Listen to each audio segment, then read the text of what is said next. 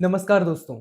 सोचिए अगर मैं आपसे कहूं कि जिस टमाटर के बिना आपका पिज्जा, बर्गर, शाही पनीर या दाल तड़का अधूरा है, उसे कभी दुनिया का सबसे खतरनाक फल माना जाता था। एक ऐसा फल जिसे छूने से भी लोग डरते थे। चर्च के प्रीस्ट इसे शैतान का फल मानते थे और लगभग 200 सालों तक इसे खाने की किसी ने हिम्मत ही नहीं की।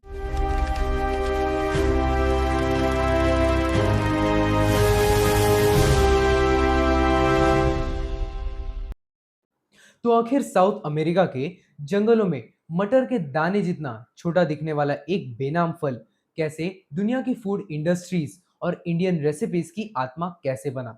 तो चलिए समय में पीछे चलते हैं और जानते हैं टमाटर का इतिहास।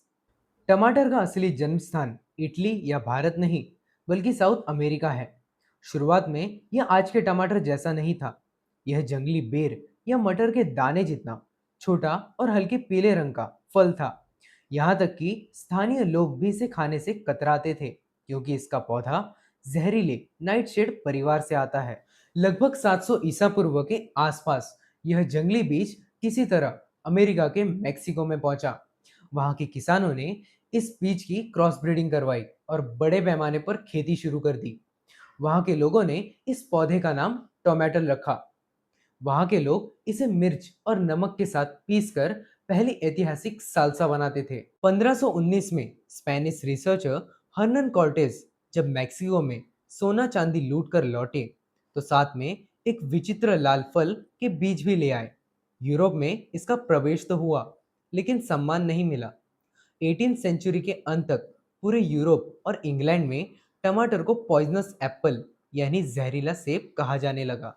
तो ऐसा क्या हुआ? क्या सच में टमाटर में कोई जहर था? सच चौंकाने वाला था। असल में उस समय के रईस लोग प्यूटर यानी लीड के बने बर्तनों में खाना खाया करते थे और टमाटर में नेचुरली साइट्रिक एसिड होता है। जैसे ही टमाटर लीड के बने बर्तनों में रखा जाता है तो उसका साइट्रिक एसिड लीड को अपने अंदर खींच लेता है। यानी ये रईस लोग टमाटर से नहीं बल्कि लीड पॉइजनिंग से मर रहे थे और साइंटिफिक रिसर्च न होने के कारण सारा दोष बेचारे टमाटर पे डाल दिया। और लगभग 200 सालों तक ये रईस लोगों ने टमाटर को खाने के बजाय अपने बगीचों में शोपीस की तरह रखा। जब अमीर डर रहे थे तब गरीबों की भूख ने इतिहास बदल दिया।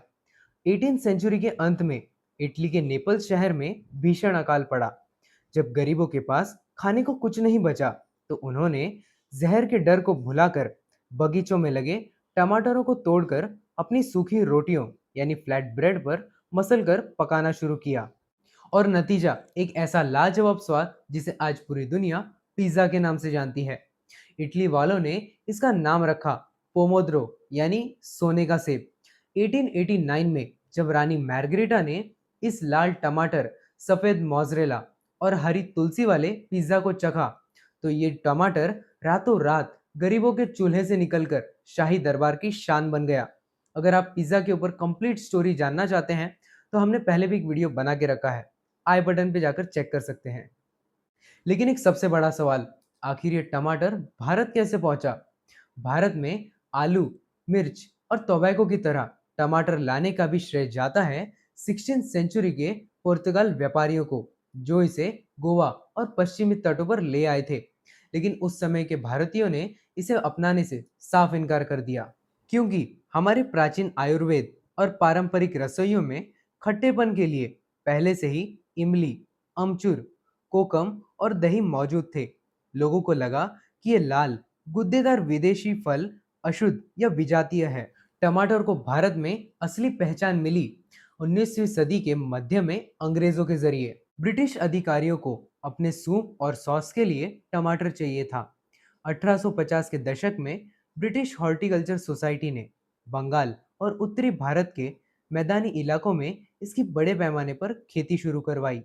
भारतीय रसोइयों ने धीरे धीरे पाया कि टमाटर की प्राकृतिक मिठास और खटास भारतीय मसालों के साथ मिलकर एक जादुई गाढ़ापन बनाती है।